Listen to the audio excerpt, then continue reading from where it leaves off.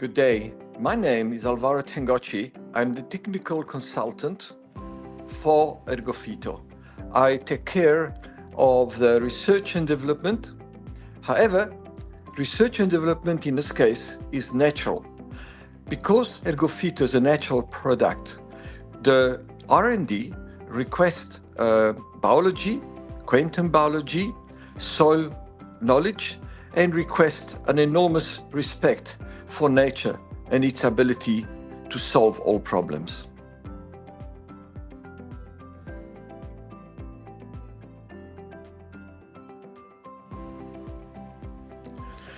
So the Ergofito is basically 43 consortia of bacteria, enzymes, and fungi.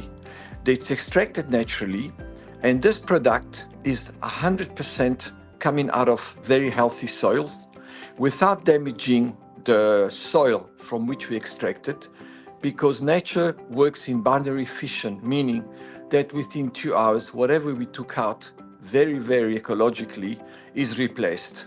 So we end up with a group of sequenced consortia that is called Ergofito. That product is used in agricultural, in environmental, in veterinarian, and in human. But in our case, we are going to talk about environmental and agricultural.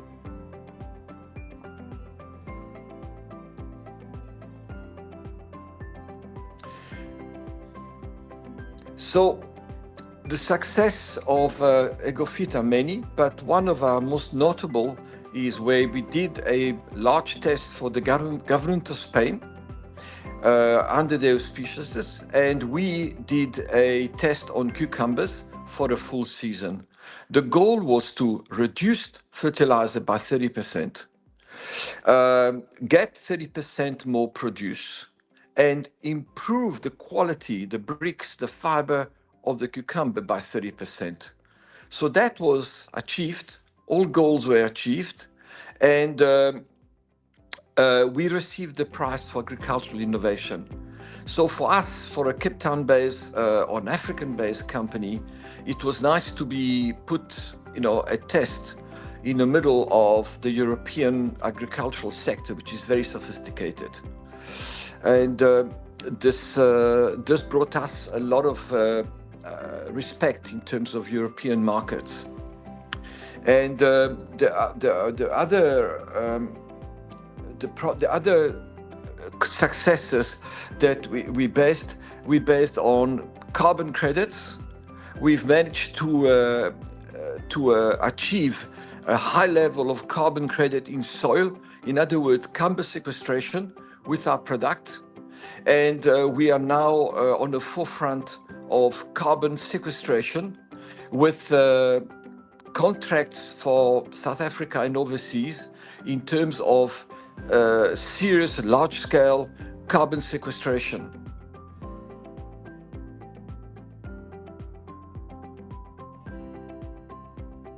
So we're active in Gabon, we're active in Congo, we are active in Ivory Coast, we're active in Sierra Leone, we act in Zambia, we act in Mozambique, and of course South Africa and Swaziland at the moment.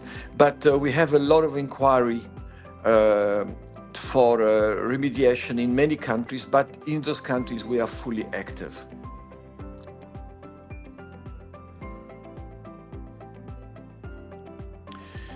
We are certified in South Africa for the Department of Agricultural, Fisheries and Forestry for agricultural. We are also certified for food safe for the environmental side with South African standards, SABS 1828.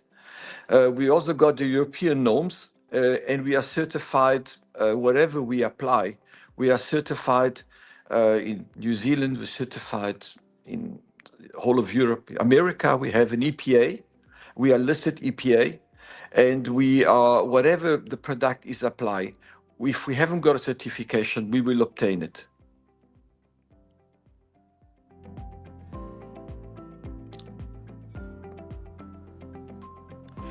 Well, the sector that's nascent is very exciting because it's in the carbon space.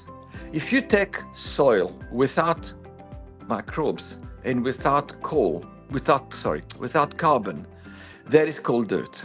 So you have to have carbon. We are made of carbon. Plants is made of carbon. Our food is made of carbon.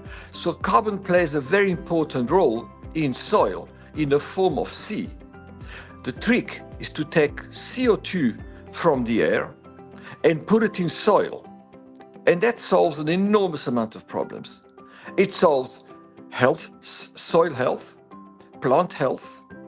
It solves less fertilization requires, less pesticide, less herbicides. A lot of the chemical we put over and above fertilization, we can remove.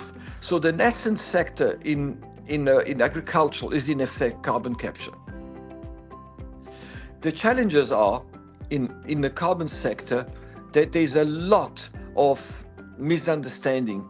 People say that people based on plant mass to capture carbon like a forest. I want to grow a forest. It's wonderful, but forest with the mass being above the ground cannot be guaranteed against fire, as we all know, and climate changes produce enormous amount of forest fires, against illegal logging, against plant sickness, against many outside factors.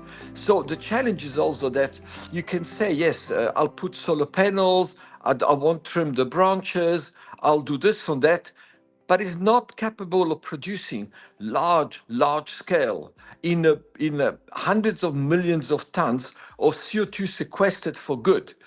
Because once it's in soil, it cannot be blown away, it cannot be stolen, it cannot be damaged, it cannot be flooded, it cannot be burnt.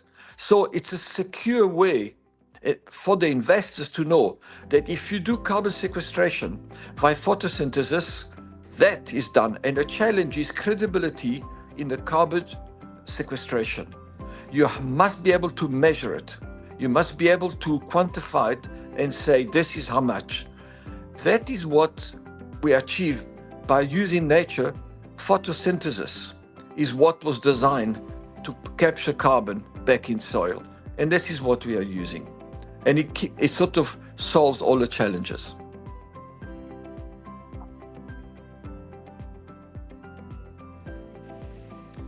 The vision for carbon capture on the continent would be to use Africa with our soils and our large expanses and our warm climate to capture billions of tons of CO2 from the air, at the same time increase our soil fertility, at the same time mitigate climate change, while generating serious financial income, because carbon credits are international, they're sold everywhere.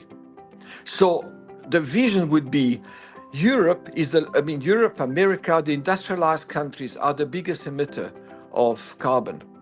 If we can mitigate by us in Africa, do carbon sequestration as a farming. In other words, allow the farmers to farm above ground and below ground. At the same time, with no extra cost, because this would not be a cost for the farmer. If we can achieve that, the vision of Africa would be quite positive in terms of financial generation, job creation, and climate change mitigation. It would be a winners all around. So the continent is capable of doing it. Why not doing it? Funds available for it in terms of carbon purchases. And I'm sure that the financial institution see that as a very sound investment.